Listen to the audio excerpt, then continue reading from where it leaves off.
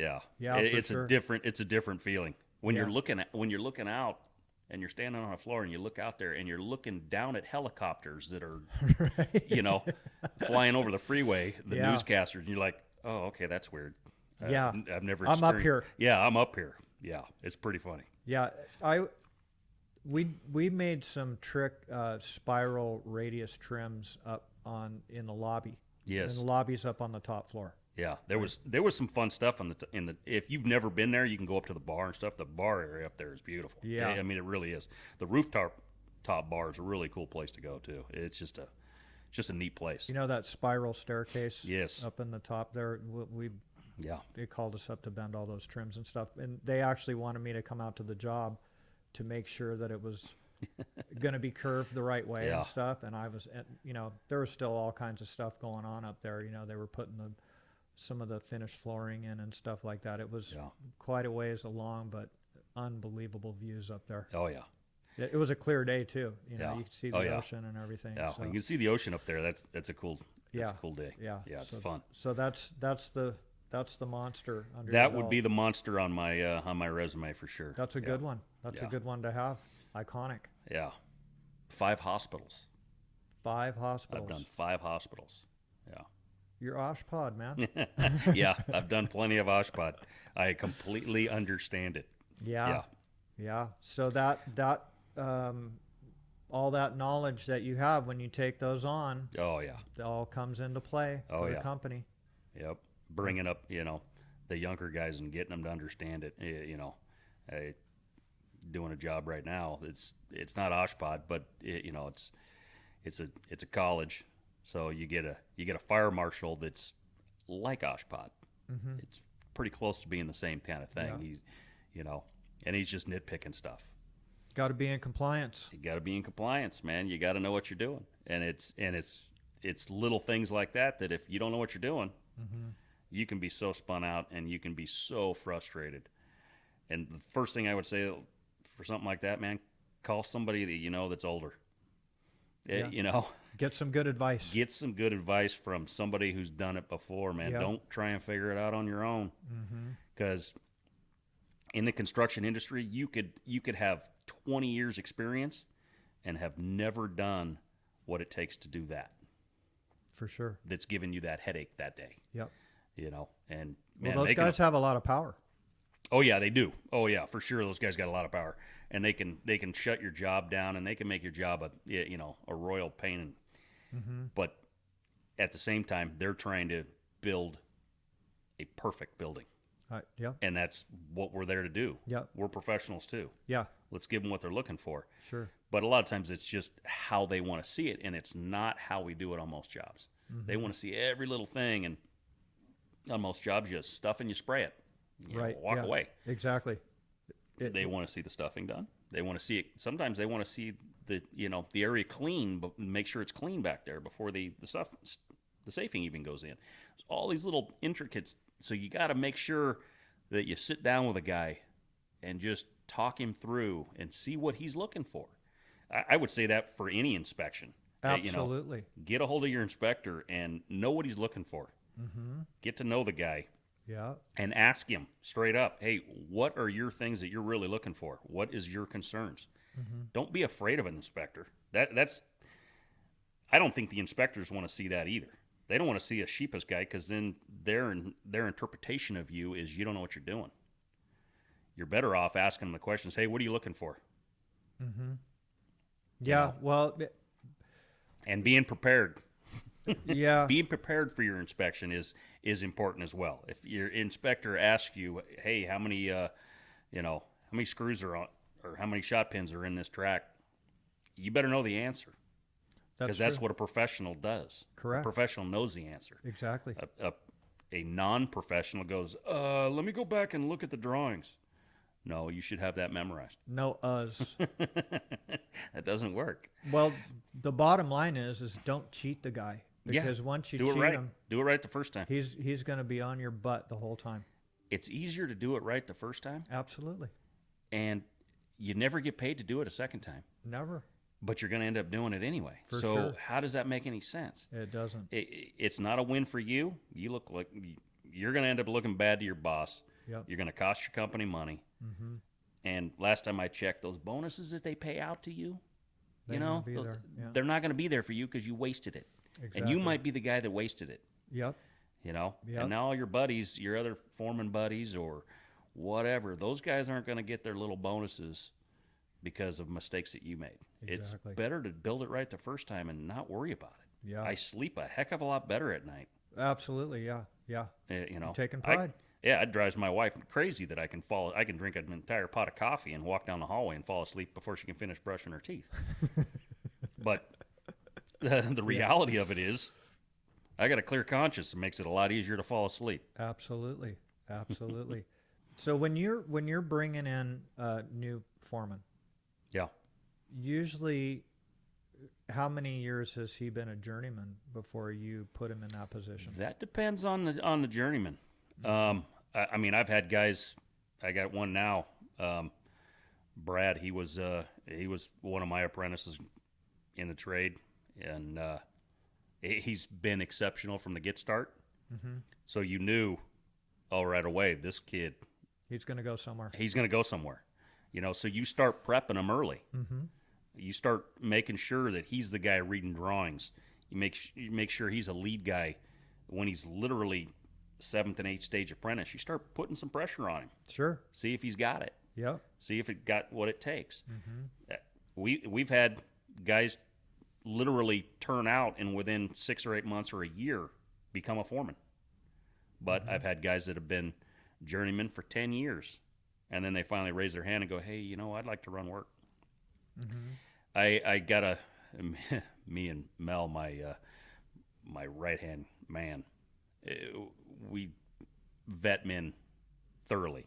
Mm-hmm. A foreman needs to be a very well-rounded carpenter and a very well-rounded individual. I can't have a guy that's a hothead.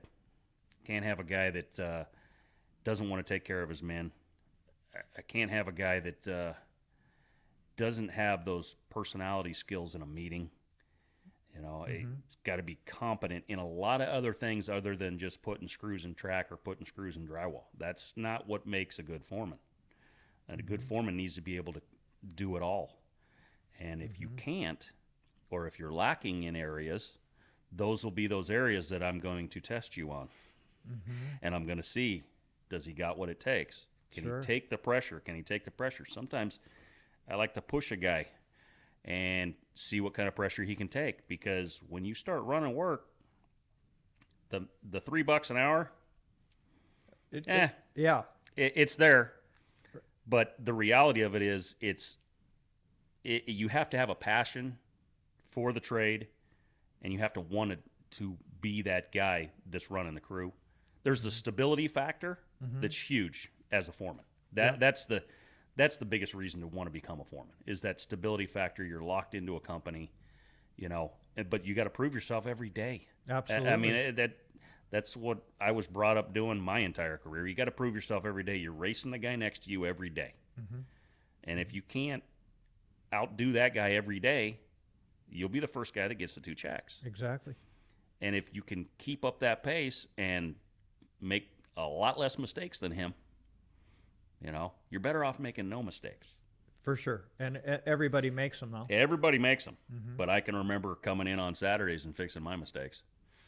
Yeah, I did. Because I didn't want to, if I made a mistake, I didn't want to tell my journeyman.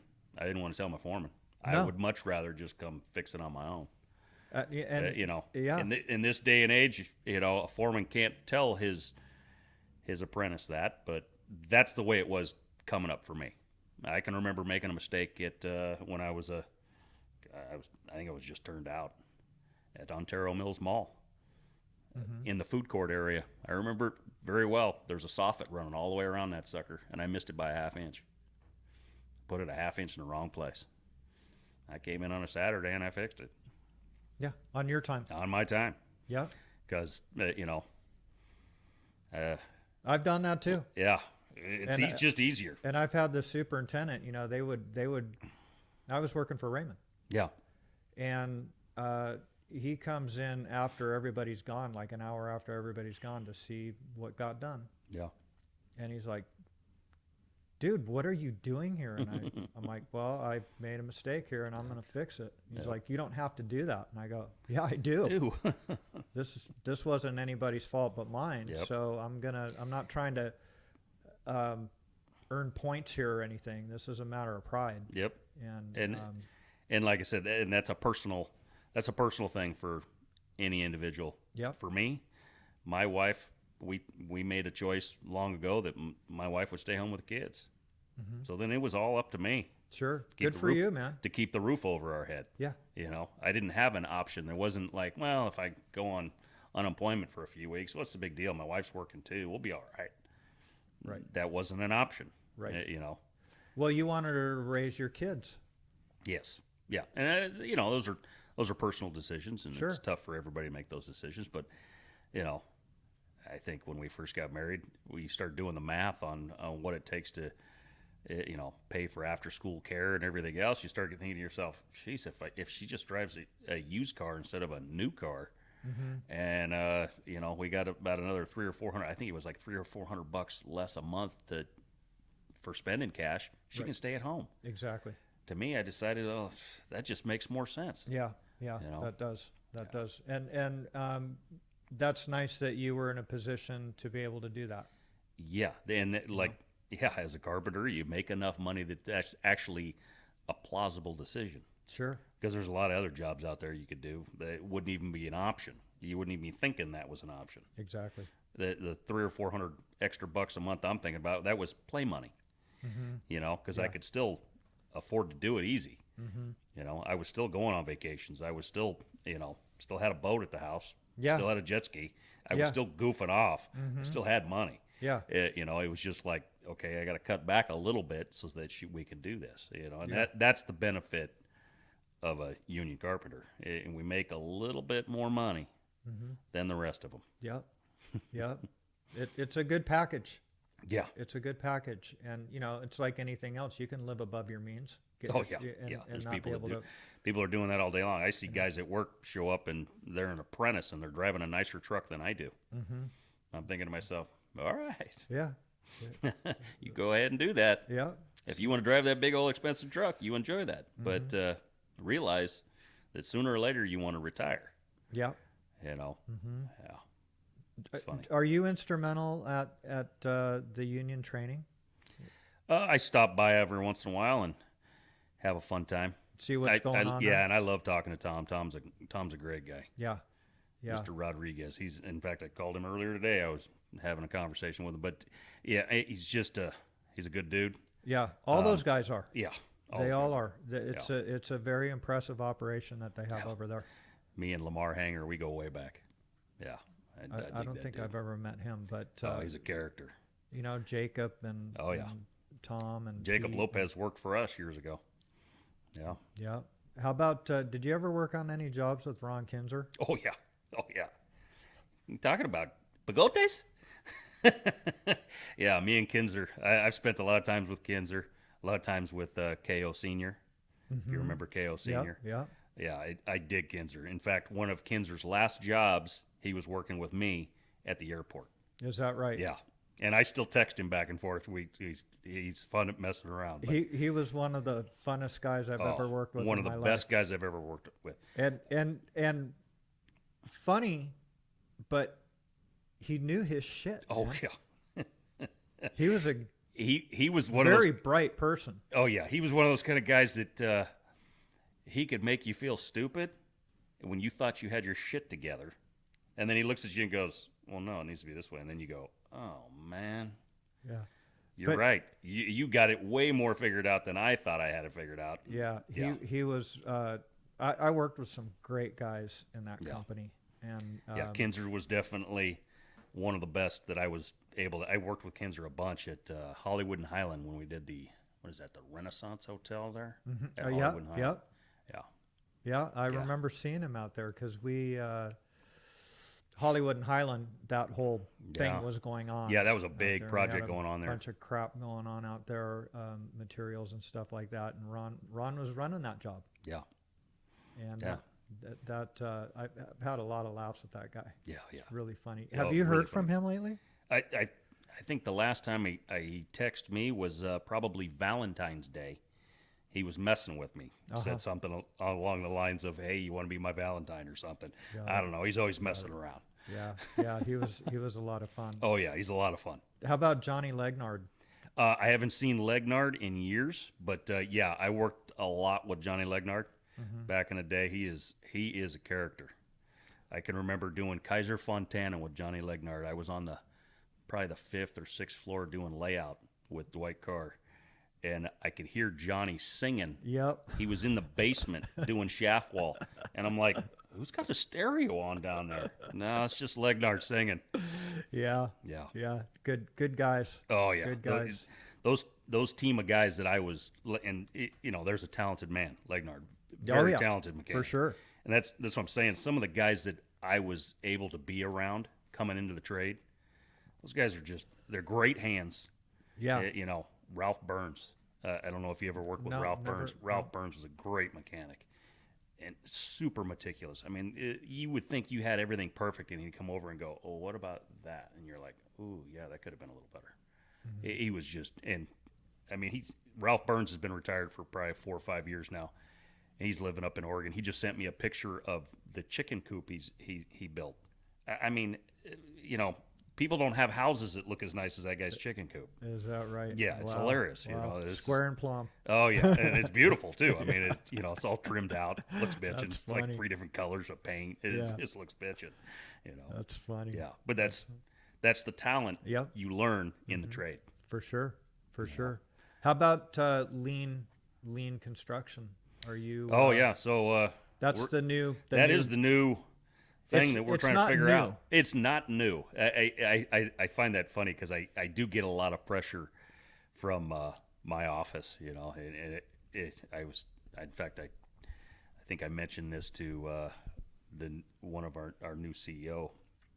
He's like, well, yeah, he comes from a manufacturing background, and he was making mention of, well, it's lean construction. I'm thinking to myself, okay, well, I can remember being a first period apprentice, sitting over a giant stack of little parts and pieces and putting them together for a soffit, and prefabricating some kind of crazy soffit drop when I was an apprentice. Yeah, we've been doing this stuff for forever.